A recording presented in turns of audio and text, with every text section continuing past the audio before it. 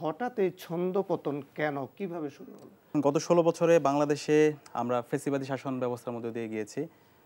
আমরা সবাই মজলুম ছিলাম। এখানে মত প্রকাশের স্বাধীনতা ছিল না। এখানে আমরা সর্বস্তরের মানুষরা এক ধরনের জিম্মি অবস্থায় ছিলাম। এবং খুনি হাসিনা যখন এই আন্দোলনকে ফ্রেমিং করেছিল যে যৌক্তিক একটি আন্দোলনকে রাজাকারের সাথে, এবং সেদিনের শিক্ষার্থীরা ঢাকা বিশ্ববিদ্যালয় সহ বাংলাদেশের বড় বড় ক্যাম্পাসের শিক্ষার্থীরা রাস্তায় নেমেছিল। এবং খুনি হাসিনা যে এই যে ডিভাইড অ্যান্ড রুল পলিসির মাধ্যমে গত ১৬ বছরে বাংলাদেশে যে ফেসিবাদ কায়েম করেছিল, সেই ফেসিবাদের মূলত কবর রচনা হয় ১৪ তারিখ তুমি কে আমি কে রাজাকার রাজাকার স্লোগানের মাধ্যমে। প্রত্যেকের পরিচয় ভুলে গিয়ে আমরা কমন গোল নিয়ে সবাই ঐক্যবদ্ধভাবে রাস্তায় নেমেছি। আমাদের শহীদরা আমাদেরকে রাস্তা দেখিয়েছে। ইসলামী ছাত্র শিবিরের জায়গা থেকে আমরা বলতে পারি আমরা দায়িত্বশীল আচরণ করেছি। এক বছর জুড়ে যদি আমাদের অ্যাক্টিভিটিগুলো দেখেন, আমরা সবসময় ঐক্যের কথা বলেছি। আমরা কিভাবে নেশন বিল্ডিং নিয়ে কাজ করা যায় সে কথাগুলো বলেছি।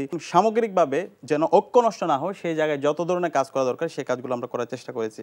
এইবার যদি আমরা ব্যর্থ হই, আমরা যদি একটি বাংলাদেশ ইনসাফভিত্তিক বাংলাদেশ বিনির্মাণ করতে ব্যর্থ হই, আমাদের যে প্রতিষ্ঠানগুলো আছে সেই প্রতিষ্ঠানগুলোকে আমরা যদি নতুনভাবে ঢেলে সাজাতে না পারি, তাহলে পরবর্তী যে প্রজন্ম আছে সে প্রজন্ম আমাদেরকে ক্ষমা করবে না। সামগ্রিক প্রত্যেকের এক এক জায়গা থেকে এক একজনের রোলটা এক এক রকমের ছিল, যার ফলশ্রুতিতে একটা সময় এসে সকল দাবি এক মোহনায় রূপান্তরিত হওয়ার ফলেই কিন্তু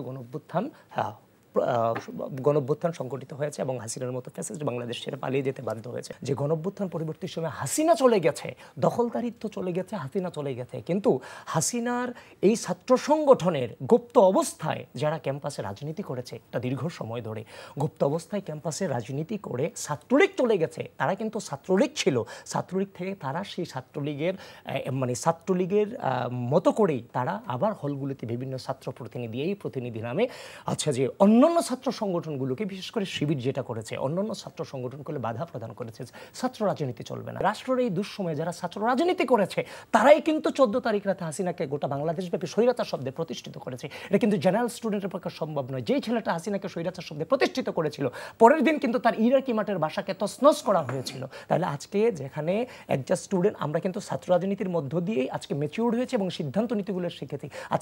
তারাই আজকে শিবির তাদের আধিপত্য বজায় রাখার জন্য ক্যাম্পাসগুলোতে একটা নৈরাজ্য পরিবেশ সৃষ্টি করলো যে ক্যাম্পাসে ছাত্র রাজনীতি থাকবে না। পরবর্তীতে দেখলাম তারা যে কমিটি প্রকাশ করেছে, বাধ্য হয়ে এই অপচেষ্টায় যখন ব্যর্থ হলো, তারা যখন কমিটি প্রকাশ করেছে, যখন গিয়ে দেখলাম তাদের যে ছেলেগুলো আন্দোলনের ফ্রন্ট লাইনে ছিল এই ছাত্র রাজনীতি বন্ধের, পরবর্তীতে তারাই দেখলাম শিবিরের নেতা হিসেবে আত্মপ্রকাশ করেছে। ৭ই নভেম্বর আমরা জিয়াউর রহমান কেন্দ্রিক আমরা পোস্টার সাটিয়েছিলাম। তারা ৭১ হলের সামনে থেকে তারা জিয়াউর রহমানের পোস্টারকে সাধারণের বেশে এটা শিবির করেছে, ছিঁড়ে জিয়াউর রহমানের ছবিকে পায়ের নিচে ফেলে পালিয়েছে। তো আজকে এই যে সাধারণের বেশি এই ধরনেরই মবগুলো একের পর এক করে গিয়েছে, তো এত কিছু করার পর কি আমাদের পক্ষে তাদের সাথে ঐক্যবদ্ধ থাকা সম্ভব? কোনোভাবেই সম্ভব ছিল। কেন এই পরিস্থিতির সৃষ্টি হচ্ছে? এখানে সাদিক কায়েম বলেছেন যে তারা শুরু থেকে দায়িত্বশীল আচরণ করেছেন এবং অন্যান্য সংগঠনগুলি দায়িত্বশীল আচরণ না থাকার ফলে আজকে অবস্থা সৃষ্টি হয়েছে।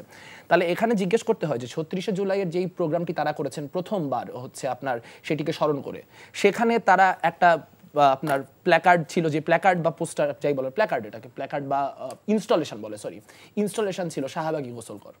তো আমরা তো ২০২৪-এর আগে থেকে, আপনি আমার বক্তব্য পাবেন ২০২৪-এ ছাত্র ইউনিয়নের সেন্ট্রাল সম্মেলনে আমার বক্তব্য যে আমাদের শাপলা শাহবাগ বাইনারির বাইরে যাইতে হবে, আমাদেরকে নতুন করে রাজনীতি নির্মাণ করতে হবে। কিন্তু কথা হচ্ছে যে আপনি যদি কনস্ট্যান্টলি একটা জনগোষ্ঠীকে বারবার করে নানান জেনারেলাইজেশনের মধ্য দিয়ে তাকে ভিকটিম করার, তাকে প্রান্তিক করার রাজনীতি বজায় রাখেন, এবং একই সঙ্গে আপনি যদি আপনার মুখপত্রে বারবার করে মুক্তিযুদ্ধে মানুষজন ভুলবশত বা ভুল বুঝে কিছু মুসলমান মুক্তিযুদ্ধে গিয়েছিল এই ন্যারেটিভ স্ট্যাবলিশ করেন, আপনি যদি চিহ্নিত রাজাকার যারা যুদ্ধাপরাধ কতখানি মাত্রা অমুক তমুক বিচারিক হত্যাকাণ্ড তাই নিয়ে ১০০ তর্ক হতে পারে, কিন্তু যারা চিহ্নিত পাকিস্তানপন্থী নেতা, যারা রাজাকার, তাদেরকে আপনি যখন টিএসসিতে নিয়ে এসে সেলিব্রেট করেন, তখন তো ভাই এটা অটোমেটিক্যালি একটা রিপারকাশন হবে।